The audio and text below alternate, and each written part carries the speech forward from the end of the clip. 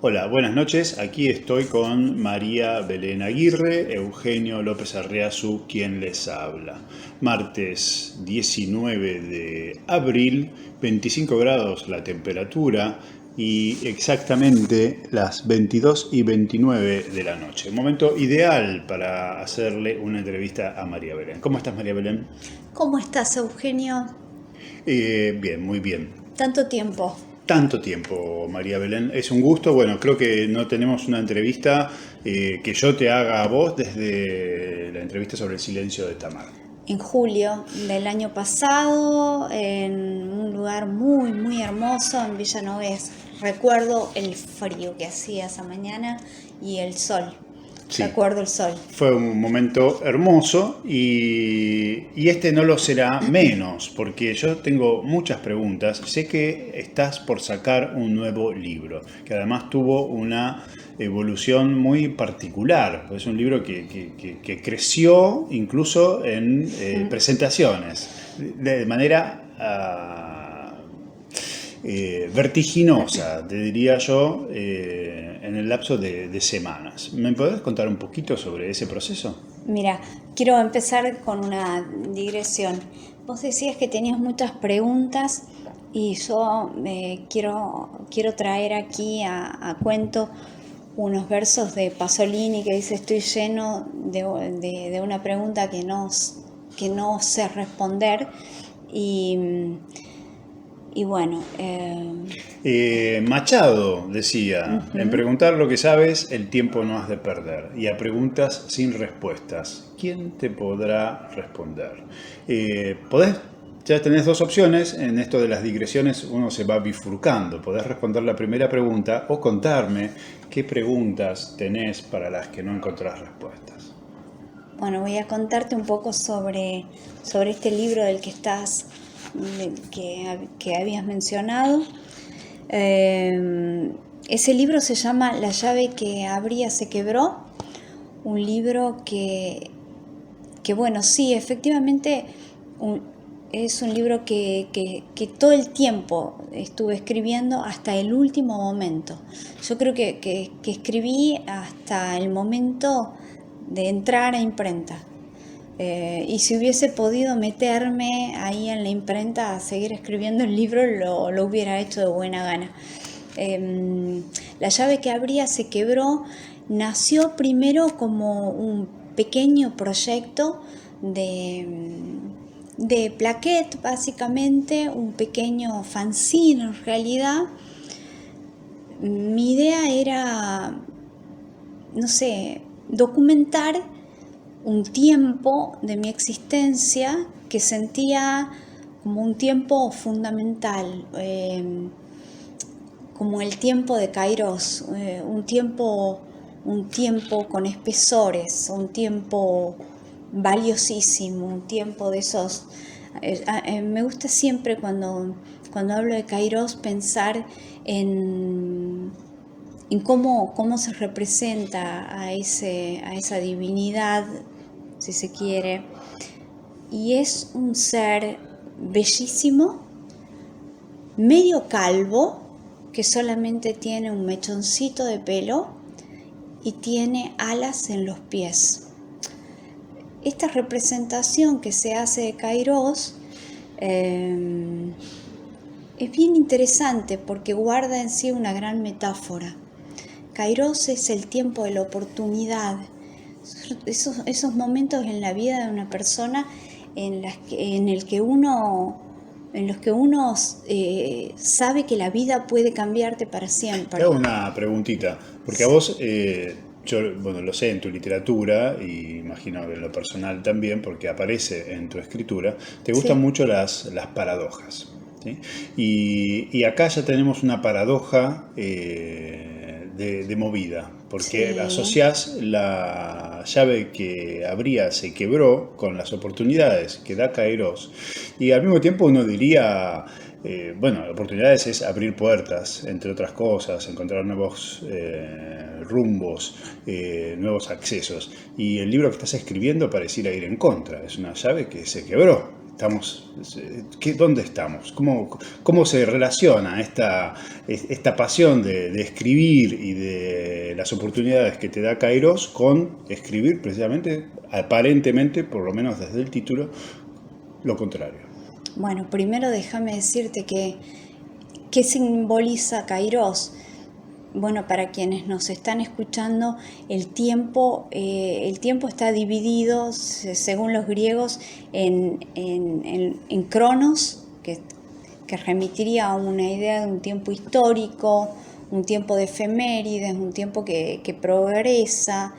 Es el tiempo de una genealogía, nacimiento, vida, muerte, para aplicarlo a un ser humano.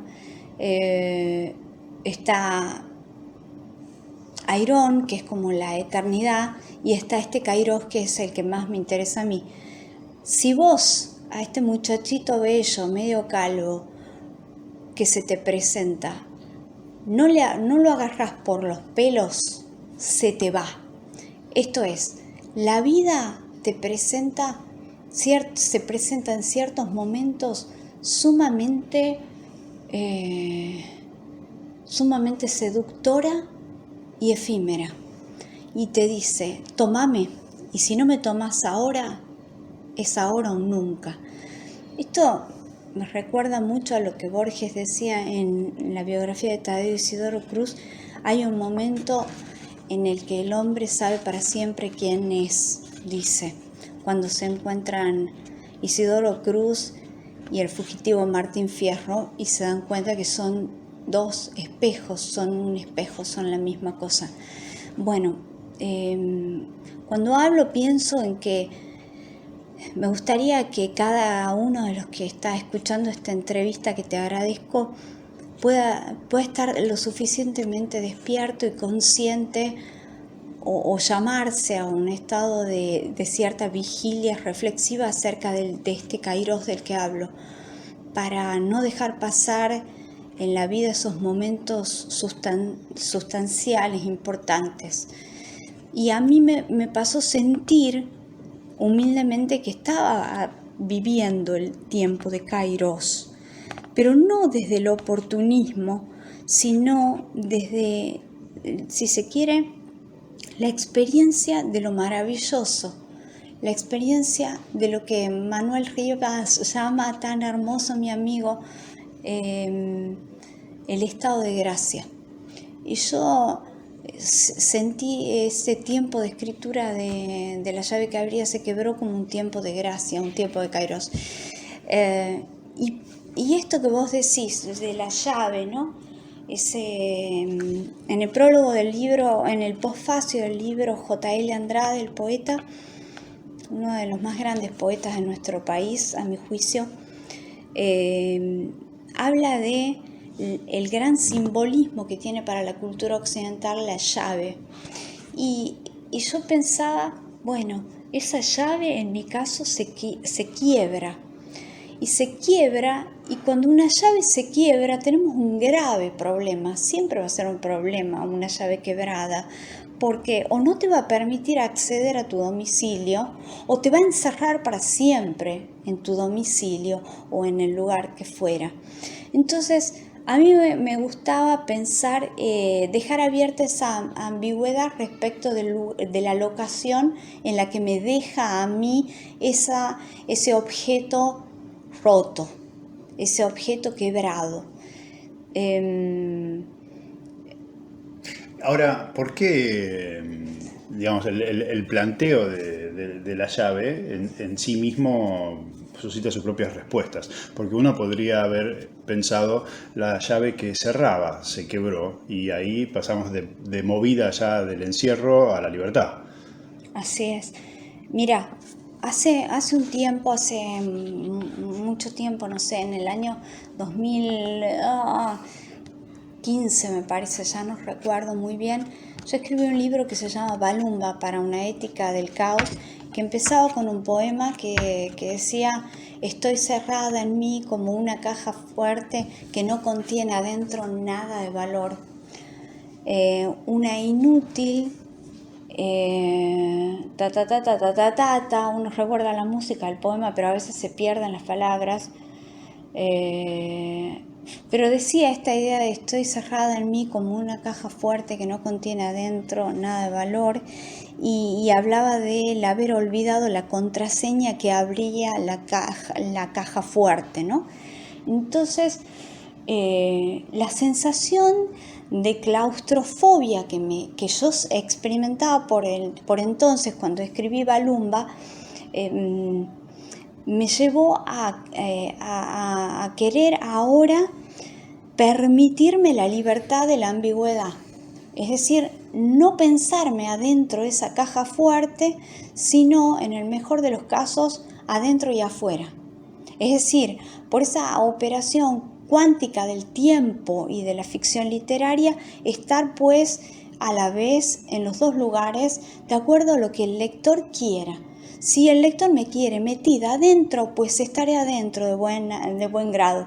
Si me quiere afuera, ahí vagando por las calles, boyando por ahí, veleteándome, pues me tendrá veleteándome por las calles de su mente.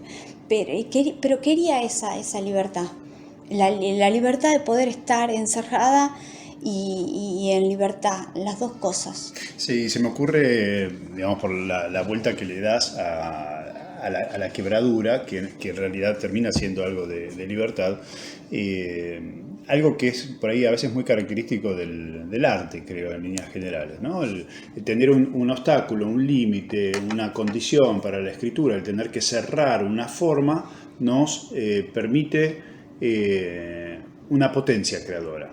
¿Sí? Es decir, por darte un ejemplo sencillo que no tiene que ver exactamente con tu poética de manera directa, pero pues, se puede aplicar trasladado al arte en general, ¿no? Si vos tenés que escribir un soneto, por ejemplo, cualquier poema que tenga una métrica exacta, Sí. el hecho de tener que comprimir una idea en 11 sílabas, porque el verso no puede tener 12, ¿sí?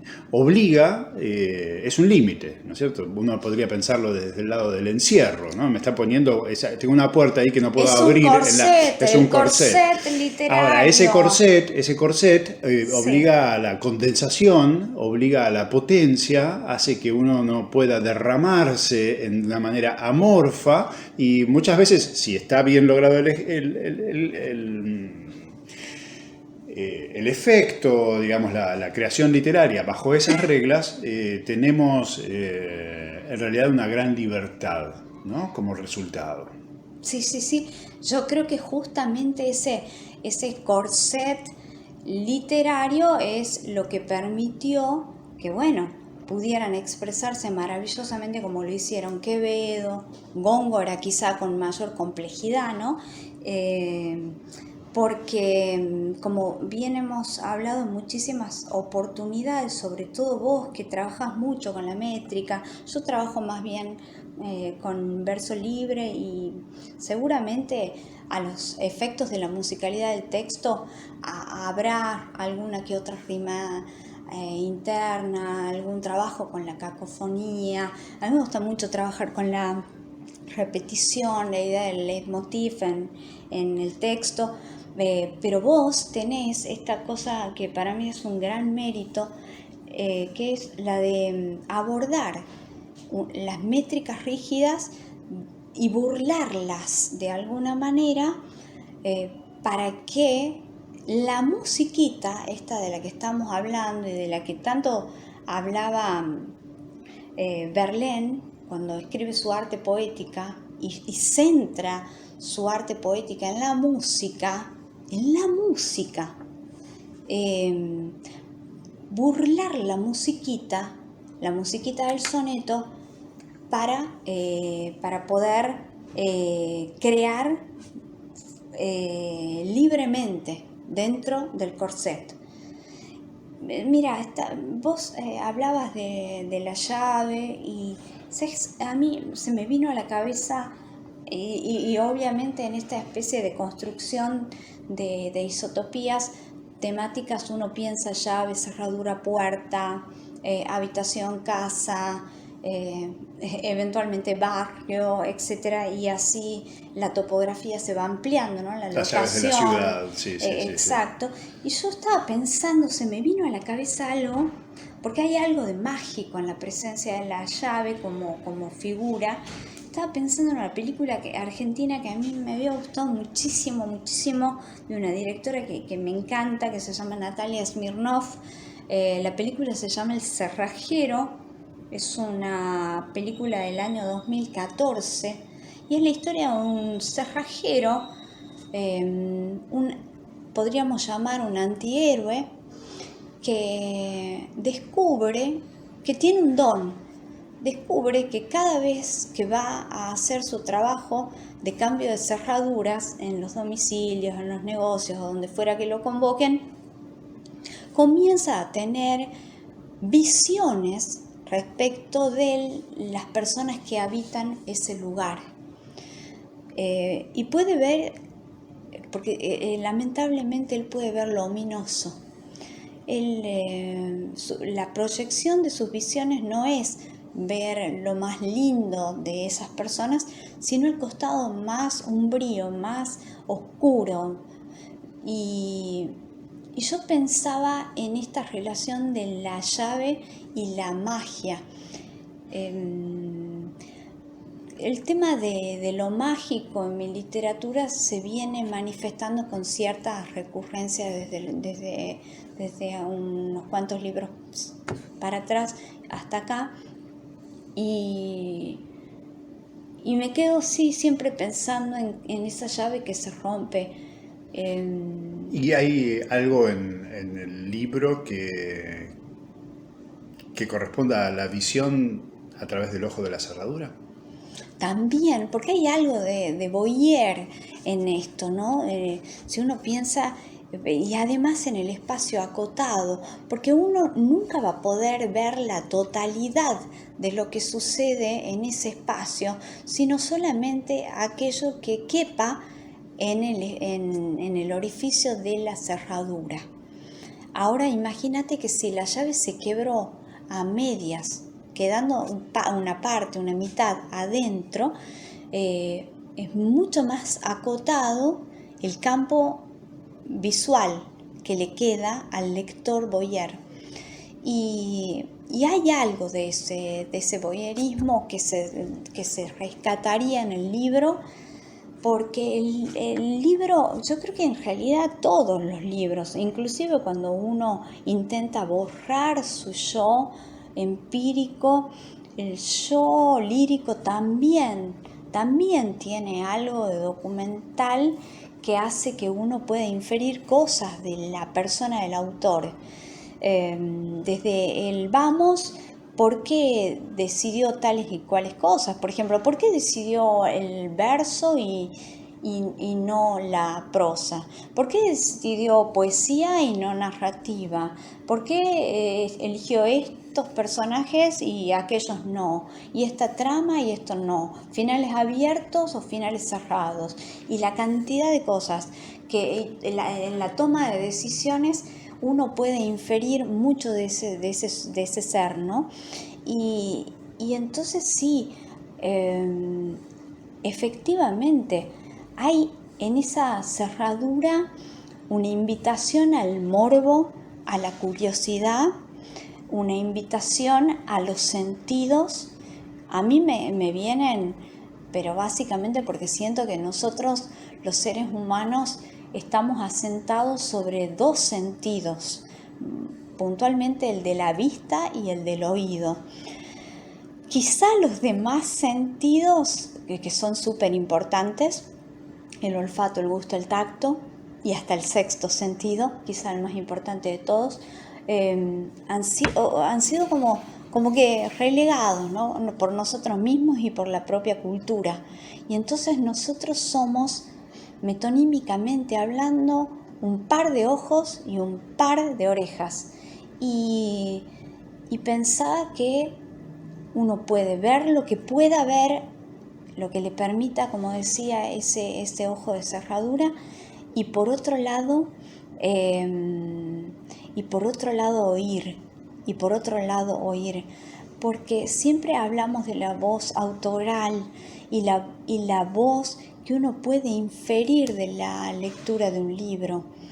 La respiración, que es como mi monotema, que de hecho cuando hice la presentación de La llave que abría se quebró en el Troquet Henry, yo hablaba de... Contá un poquito de eso, qué se ¿no? trata, qué diferencia hay entre ese libro y el que vas a presentar ahora el miércoles 27 de la semana que viene en el Museo del Libro de la Lengua acá en la ciudad de Buenos Aires. Para todos que están invitados, Invitadísimos. un evento además que es de un libro que, como María Belén acaba de decir, ha crecido y que va a ser presentado, como es característico en las presentaciones de María Belén, de una forma artística conjunta, con artistas, invitados, actores, músicos, proyecciones de videos experimentales, etcétera. Bien, sí, el libro, esto es una invitación para los que ya fueron también, amigos y amigas, porque el libro creció no solo cuantitativamente, porque en la propuesta de fanzine era un librito que diseñamos junto al poeta Andrés Kirchner, que es además el autor de un prólogo bellísimo que se llama, le puso Grimorio Blanco o la insurrección de la fe, jugando con esta idea del oxímoron, ¿no? Que el grimorio son todos esos tratados de magia negra, y él lo abordó aplicándole la blancura, generó un oxímoron maravilloso.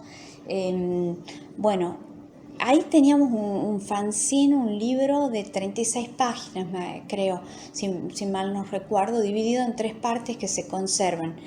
Pero después yo seguía escribiendo y no podía parar de escribir.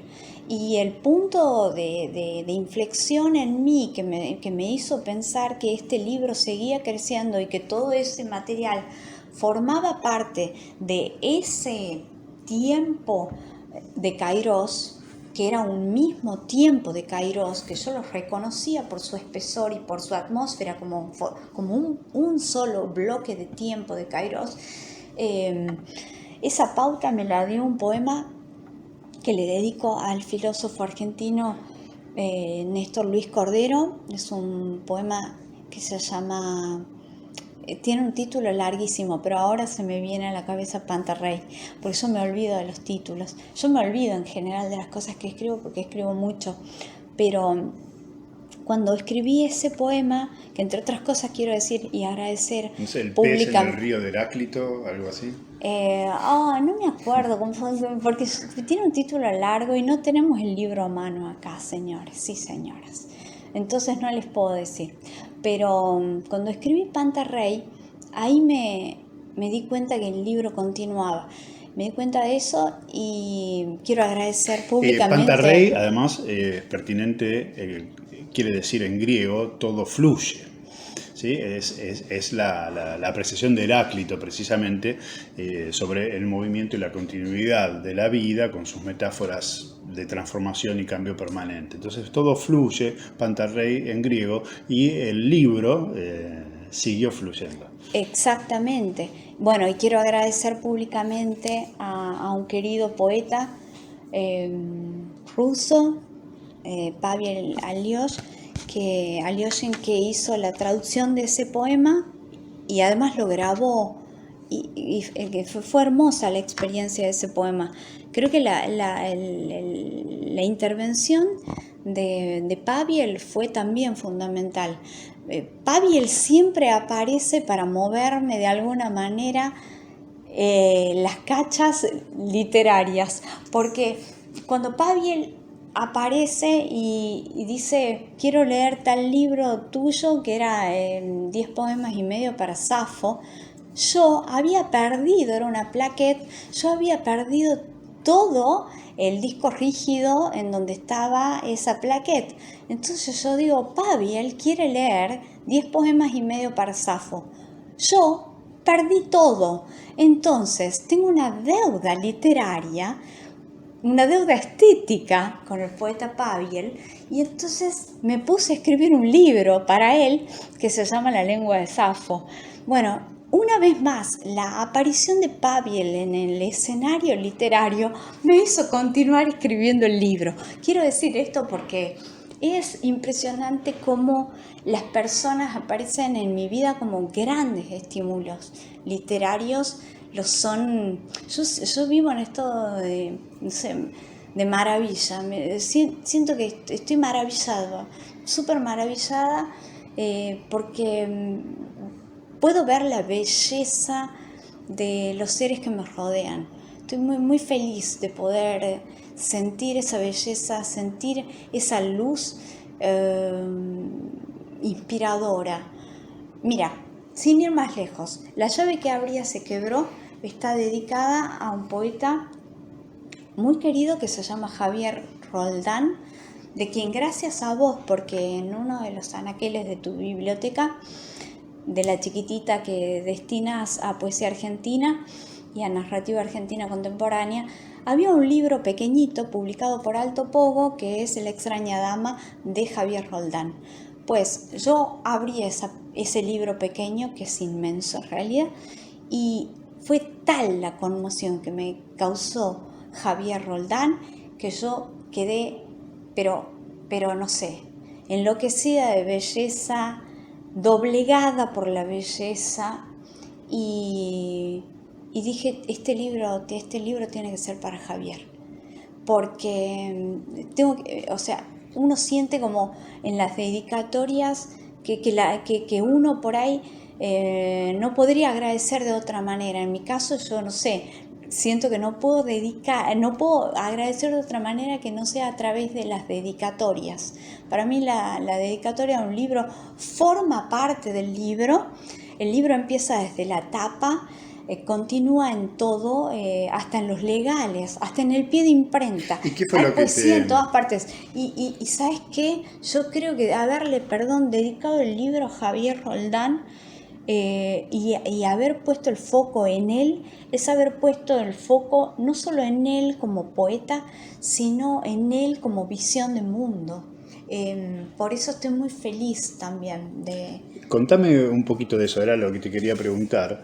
Sí. ¿Qué es lo que te gustó tanto de la poesía de Roldán?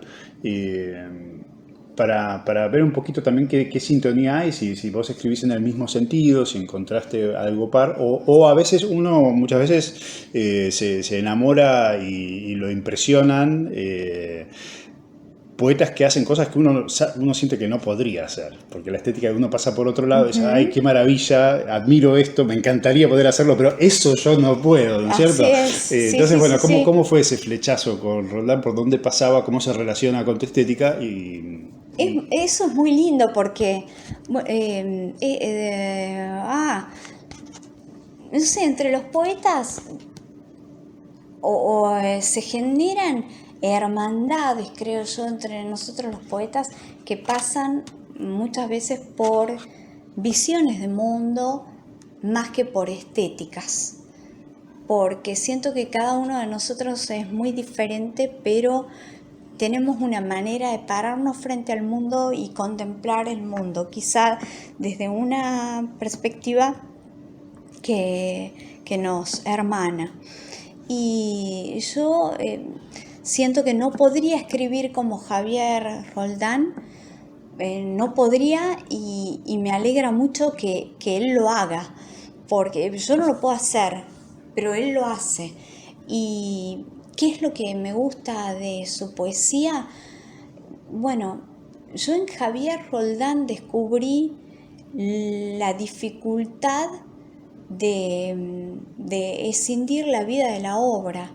Yo creo que cuando me encuentro con artistas así, de ese calibre, y en donde verdaderamente no se puede separar la vida de la obra sin romperlos, sin riesgo profundo de matarlos, a mí me encanta eso, porque digo, pues has hecho de tu vida una obra, y entonces cada día te escribís, cada día te despertás y cada día te escribís. Y en tu caso, ¿cómo sería la relación de tu vida con tu obra? Y yo siento que es la misma cosa. Yo siento que es la misma cosa y siento que cuando no puedo escribir, medio que me dejo, que estoy sin respiro. Entonces me entran como angustias grandes cuando no puedo escribir con la frecuencia que yo suelo escribir. Y para mí, no sé, para mí la vida y la obra son una sola cosa. Desde que me levanto hasta que me acuesto. Y Sí, esa es la pasión para la escritura, pero cuando uno lee los poemas, digamos, en esa visión de mundo que uno puede leer en un poeta, a lo mejor sin conocerlo, pero aparece una visión de mundo y una relación, por cierto, muchas veces, según el poeta, más o menos compleja con lo biográfico, ¿no? Por ahí apuntaba un poquito a eso. Yo sé que vos trabajás con autoficción también, entonces sí, ahí hay una complejidad, me parece, extra a la hora de querer unir unívocamente vida y obra. sí. Volviendo a Roldán, yo te digo, cuando leí un poema en donde él tomaba como punto de partida una película muy cara a una generación que es Flashdance y cómo va haciendo dialogar el argumento de esa película con, si se quiere, su vida, pues yo no conozco su biografía, pero puedo intuir que ahí está él hablando de su mamá y de él niño y cómo va imbricando esas dos esferas, la de la ficción cinematográfica y la de la ficción de la vida de uno, que es ficción. Nuestra vida es una completa ficción. No nos engañemos, todo es ficción, todo es ficción, inclusive esta entrevista está siendo una ficción, por más vocación de honestidad que uno pueda tener, inevitablemente todo se vuelve ficcional. Yo cuando vi esa operación de él, que tanto me recordó al Beso de la Mujer Araña, Manuel Puig, esa relación estrecha entre la literatura y el cine, y la forma en que Javier va articulando esos dos lenguajes artísticos, me encantó. ¿Cómo lo hago yo? Yo también, quizá sobre todo en la primera etapa de mi obra, trabajé muchísimo la autobiografía y ahora no puedo desapegarme de mi yo, pero estoy jugando de otra manera, verdaderamente, qué sé yo, por ejemplo, los diálogos con mi hermana resultan para mí fuertemente inspiradores. Ella un día me habló de una gorila, la gorila Coco. Una gorila que había sido amaestrada y, bueno, educada para aprender el habla humana, el habla y la escritura humana. Y lo logró la gorila. Y andaba por las universidades del mundo dando mensajes. Y obviamente su lenguaje era precario y no tenía conectores, y no importa, pero lo mismo se la comprendía. Y esta gorila dio un mensaje al mundo desde la sensación de que el planeta se estaba destruyendo y que teníamos la urgencia de hacer algo por eso. Entonces yo ahí dije, pues ahora voy a suspender a María Belén por un tiempo y en esta prosa voy a hacer que hable Gorila Coco. Entonces, para mí, Gorila Coco fue como el camino para poder hablar desde otro lugar.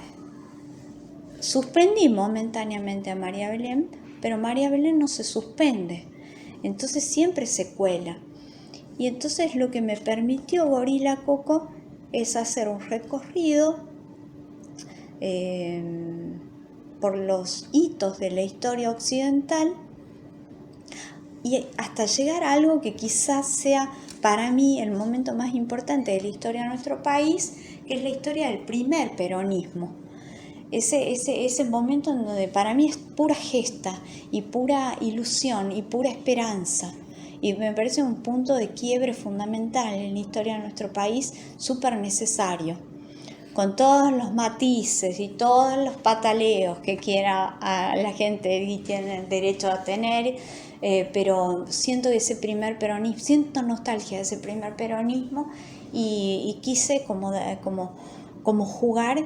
Y lo que le comentaba a JL en una de nuestras conversaciones es cómo nosotros, los seres humanos, marcamos a las palabras como a vacas y gorila, con toda la connotación que tiene en nuestro país, que está más bien vinculada a la aristocracia, a la gente con mucha plata y generando esta cuestión de las separaciones de las clases sociales y demás, pero como la Gorila Coco es la que habla y de alguna manera reivindica ese primer peronismo, pero nosotros decimos gorila, los argentinos por lo menos, y nos remite ideológicamente y políticamente hacia un lugar. Y pensaba en esto, ¿no? En el posfacio de La llave que abría se quebró en su versión final, que es un libro de 90 páginas, que incluye fotografías de una fotógrafa y cineasta chilena muy querida, Daniela García. Hablábamos con JL sobre Isur, el cuento de Leopoldo Lugones, en donde un hombre está obsesionado en enseñarle al mono a hablar. Y la forma de enseñarle no es de las más amables, es generalmente rigurosa, llena de tormento, llena de flagelación y de falta de respeto hacia ese mono. Y finalmente logra su cometido el amaestrador y Isur habla. Porque tras largas jornadas de no tomar ni una gota de agua, el mono, finalmente, Satori, dice: agua, amo, agua. Y el agua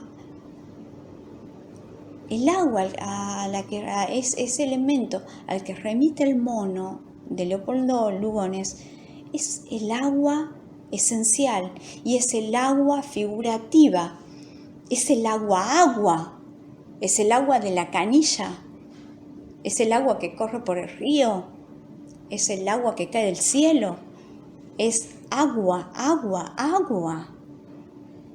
Y esa sed es sed de agua literal. Vos decías hace un ratito que todo era ficción, ¿no es cierto? La transposición de lo biográfico a la escritura e incluso esta entrevista. Y yo pensaba, sí, pero no hay que confundir ficción con verdad. No. ¿No es cierto? Entonces, por ejemplo, Hemingway en una obra que se llama, París era una fiesta, está traducido, en realidad en inglés es a movable feast, una fiesta movible literalmente, transportable, ¿no? Continua, sería la idea. Él dice, yo me siento a escribir un cuento en un bar, etcétera, y hasta que no encuentro una oración, una frase verdadera para comenzar, no puedo comenzar, ¿no es cierto? Porque para que el cuento sea efectivamente verdadero. Me parece cuando decías recién el agua esencial y el agua literal, ¿no? Literal quiere decir que refiere a la letra, sí. La litera en latín. Y de ahí viene la palabra literatura. La palabra literatura es tal vez un invento moderno, en el sentido de que tenía que estar en latín en algún momento para crearse esa palabra, y refiere además a una actividad escrita, ¿sí? Ahora, en este sentido literal de la esencia, creo que por ahí pasa la verdad de una obra literaria, Así es. como en ese final de ese cuento. ¿Y qué sería una escritura que se note como falsa? A ver, pero primero quiero decir, es un agua esencial, refiriéndose, seguimos con Isur porque acá tendrás frente a vos siempre una monotemática, pero la otra vez nos enseñamos con Gregor Samsa y si la cucaracha, si el bicho era de tamaño grande o de tamaño pequeño. Ahora estamos con el mono Isur. Bueno, podemos pasar a informe para una academia, ya que lo mencionás a Kafka, yo lo tenía de hecho en la cabeza. aparece en Gorila Coco aparecen un montón de intertextos, inclusive hay intertextos con tu obra, está referido tuyo animal, Sí, lo sé y te agradezco Arre mis muchísimo. demonios del libro de cuentos. A ver, apareces en varios momentos, eso le decía a JL la vez pasada, la importancia de las bastardillas, de las cursivas, de ser respetuoso de eso, porque a través de esos gestos gráficos uno establece diálogos intertextuales con colegas, con escritores de los que uno ha aprendido, etc. Yo no sabes cuánto te agradezco, porque vos sabés lo que amo los animales, escribí un libro de monólogos de animales, Su animal, claro. y que a mí, que una gorila refiera a mi obra, Claro, para mí ella habla yo de ya me tu puedo obra. morir tranquilo. Moriremos entonces en paz. Y así es como me pierdo. O sea, no sé en qué estábamos. Te decía. Por Isur. Por Isur. Es agua esencial, agua literal, agua figurativa frente a la sed de otras aguas que podría ser la sed de poder, la sed de conocimiento, la sed de juventud, prolongar la juventud para poder tener mayor periodo de lucidez para poder seguir sabiendo, aprendiendo, y estoy pensando en el Fausto de Goethe. Entonces, pero la sed de Isur es una sed de agua. No es como la sed del Fausto de Goethe, que quiere juventud para poder enamorar a Margarita, que quiere juventud para poder saber más. Creo que eso es algo característico de la literatura, que es fantástico, de la buena literatura, que nosotros podemos aprender precisamente algunas cuestiones abstractas, cuanto más concreto es el texto, el procedimiento, sí, la referencia, etc. Y en este caso, lo mismo pasaría en Informe para una academia de Kafka. Hay una situación límite, una situación material de vida o muerte que tiene que ver con poder beber agua, y ahí se juega y se redimensiona la vida y todos los demás valores. En Informe para una academia es fantástico ese texto, yo lo amo. Yo también. Porque el monito, que además no se sabe bien qué es, pareciera ser un chimpancé, pero no lo es, está en una jaula rara, al final está con una chimpancé, pero él no lo es. Aprende a hablar también por una especie de escape, ¿sí? Y él, en vez de pedir agua, pide aguardiente. Sí. Pero es para salvar el pellejo, ¿sí? Y ahí se convierte en hombre, y empieza a reflexionar sobre nuestros problemas, ¿no? De la libertad, etc. Con composiciones kafkianas, hermosísimas, que precisamente nos alejan de esas abstracciones que a lo mejor no llevan a ningún lado, llevan a engañarse con una ficción de ideales, y él dice: no hay que buscar la libertad, hay que buscar una salida. Así es. Una salida. Sí. Y ahí es donde él, fíjate, se hace además humano. Pero la violencia de hacerse humano, porque es un mono que se ve obligado a hacerse humano para poder comunicarse con los humanos a través de un ejercicio de retórica impecable. a diferencia del Mono y Sur de Leopoldo Lugones, que habla precariamente.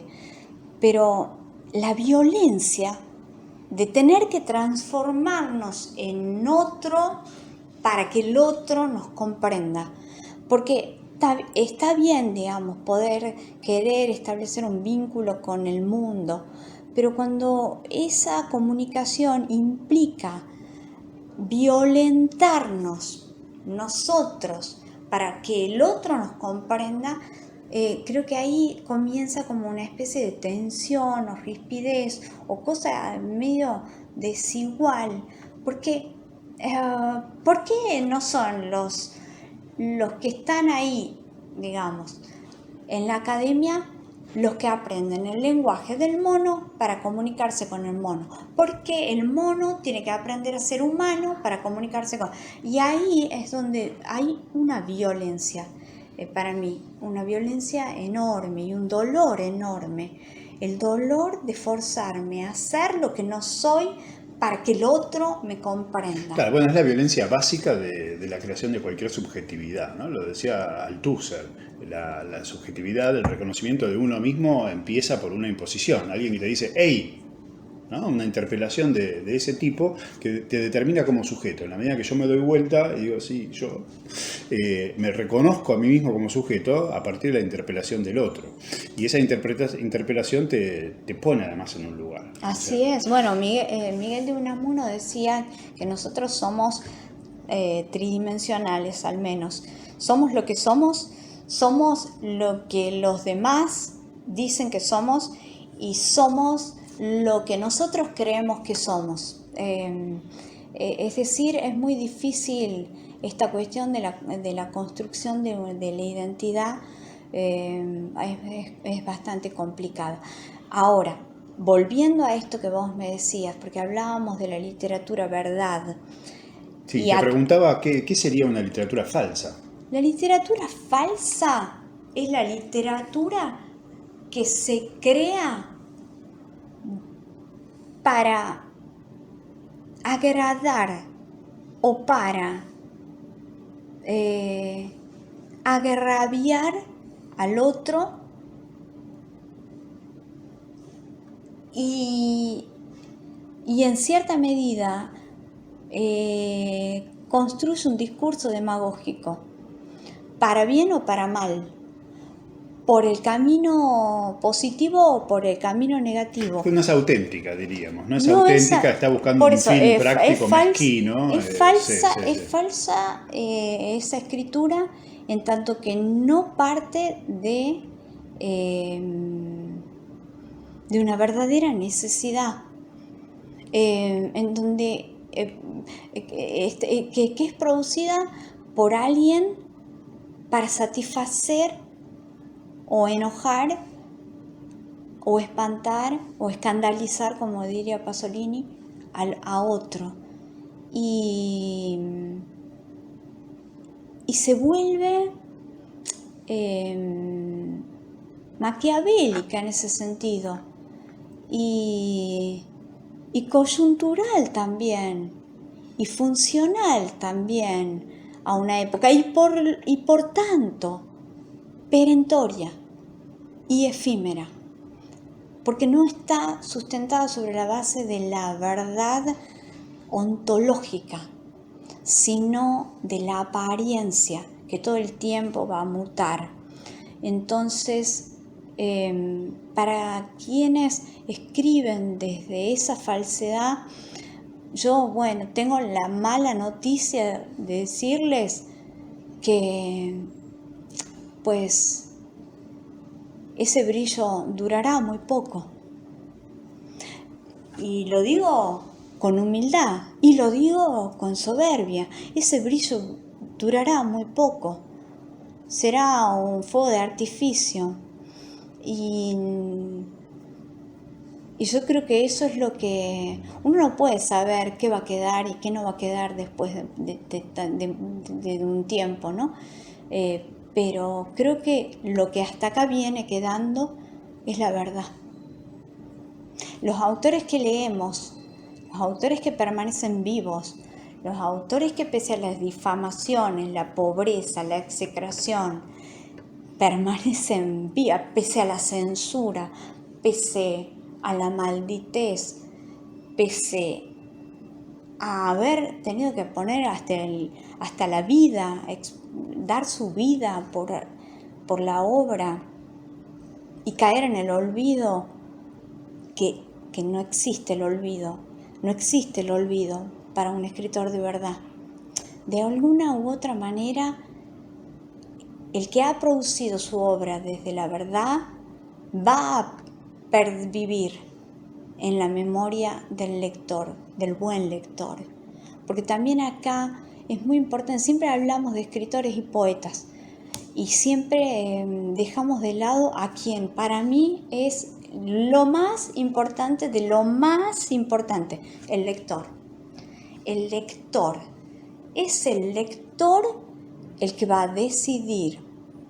Y mi exhortación es que el lector no se deje embaucar, que el lector esté despierto, que el lector no se deje engañar con espejitos de colores, porque ya ha corrido mucha agua bajo el puente de la cultura del mundo. Entonces, ya no nos pueden vender buzones. Es preciso que no nos vendan buzones panfletarios, buzones oportunistas, buzones de ese tipo. Es cierto, hay de todo en la viña del Señor y bienvenido sea la diversidad, pero creo que lo que va a triunfar es la verdad. Bueno, ojalá así sea, ojalá así sea. Bueno, no sé si querés, te iba a pedir que le hablaras al público con algún pedido, con alguna idea sentida, y lo acabas de hacer sin que yo te lo pidiera. Me queda, no sé, agradecerte y tal vez pedirte, no sé, un regalito, algo, una recomendación, una lectura, algo que te haya movilizado últimamente, además de Roldán, que quieras recomendarnos, que nos ponga en sintonía. Además de, bueno, yo personalmente voy a recomendar La llave que abría se quebró y vuelvo a invitarlos a todos para el 27 a las 6:30 de la tarde en el Museo del Libro y de la Lengua, en Avenida Las Heras 2555. Pero te dejo a vos la palabra para tus recomendaciones. Mira, es muy difícil para mí recomendar ahora, porque la lectura, en primer lugar, no quiero dejar de agradecer a todos los compañeros artistas que van a estar en la presentación del próximo miércoles 27, los quiero nombrar, por favor. El actor Martín Aleta, con quien vamos a estar haciendo una performance que se llama Vos era yo y viceversa, basada esta performance en poemas de La llave que abría se quebró y algunos poemas de Andrés Kirchner. Después va a tocar el piano y interpretar sus canciones Juan Rosasco, compositor y cantante argentino. Vamos a estar proyectando 2 videos experimentales, Gorila Coco y La elegancia de desaparecer, que son 2 prosas que están en el libro, y va a haber una exposición fotográfica de Dani García. O sea, estamos trabajando siempre y mucho en equipo. En cuanto a recomendación, mira, lo más fresquísimo que tengo en mente es un libro de un escritor tucumano que se llama Manuel Rivas, que se llama Los guantes amarillos. Un libro infinito. Amo ese libro y no sé, desde esta cosa medio brujeril que tengo y dicen que tengo, avisoro para ese libro y para ese autor un gran futuro. Y me gustaría mucho que los lectores pudieran acercarse a Manuel Rivas y su libro Los guantes amarillos, un libro de cuentos. Y ya que lo mencionás, entonces vamos a mandarle un gran saludo a a Manuel y decirle a la gente que Manuel va a estar presentando este libro, que acaba de salir además, el 5 de mayo a las 8:30 de la noche en la Feria del Libro. Así en que el stand de Tucumán. Tienen la posibilidad de ver al autor y de conseguir el libro en ese momento en la Feria del Libro. Y el plomazo de tener que escucharme a mí de nuevo, porque yo estaré presentando ese magnífico libro. Perfecto. Bueno, muchísimas gracias. Gracias. Muchas gracias. Muchas gracias a todos por la escucha.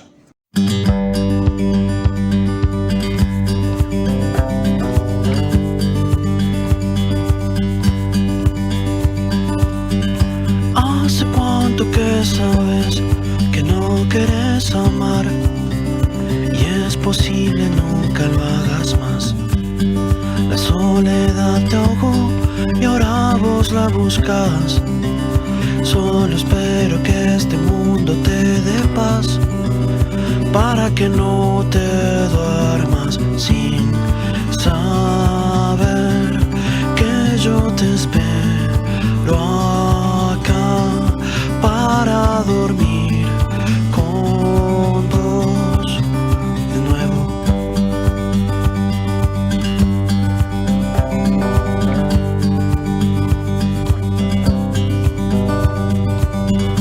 ¿Hace cuánto que sabes que no querés gritar?